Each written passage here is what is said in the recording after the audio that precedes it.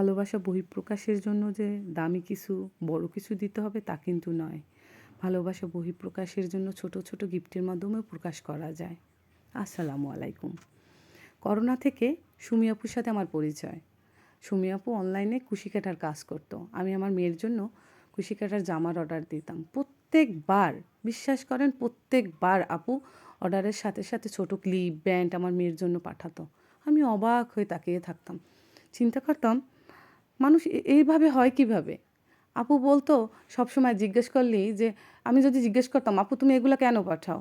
আপু সবসময় বলতো, তোর জন্য কেন জানি আমার একটা মায়া কাজ করে। যাই হোক, এখনও আপুর সাথে আমার সেভাবেই পরিচয়।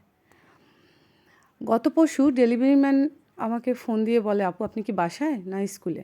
যেহেতু আমি অনলাইনে অনেক প্রোডাক্ট আনাই, আমি বললাম যে আমি স্কুলে। বলছে, আপু আপনার একটা পার্সেল আসছে। তো আমি চিন্তা করলাম যে আমি তো কোনো পার্সেল অর্ডার করিনি। কী পার্সেল আসলো আমার জন্য? জিজ্ঞেস করলাম, কয় টাকা দাম প্রোডাক্টটার? বললো 100 টাকা। আমি বলি, 100 টাকার কোনো প্রোডাক্ট তো আমি অনলাইনে অর্ডার করিনি। বলছে, হ্যাঁ আপু আপনার নামই দেওয়া। যাই হোক, আমি ওরা বললাম যে বিকাশে আমি দিতে আসি, তুই আমার বাসায় রাইখে আস।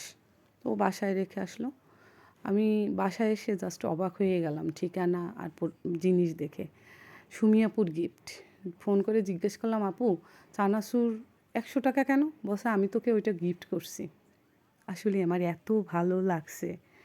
কিন্তু সত্যি কথা বলতে কি, আপুর পেজ থেকে আমি চানাচুর বলেন, আমসত্ত্ব বলেন, আচার বলেন, কুশি কাটার জিনিস বলেন, একদম সব কিছুই অথেন্টিক পেয়েছি।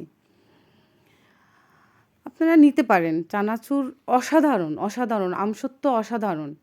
মানে আমি তো খাইছি, আমি জানি। একবার খেয়ে দেখলে আপনার বাহিরের চানাচুর খেতে ইচ্ছা করবে না, আমসত্ত্বও খেতে ইচ্ছা করবে না। আর কুশি কাটার অসাধারণ,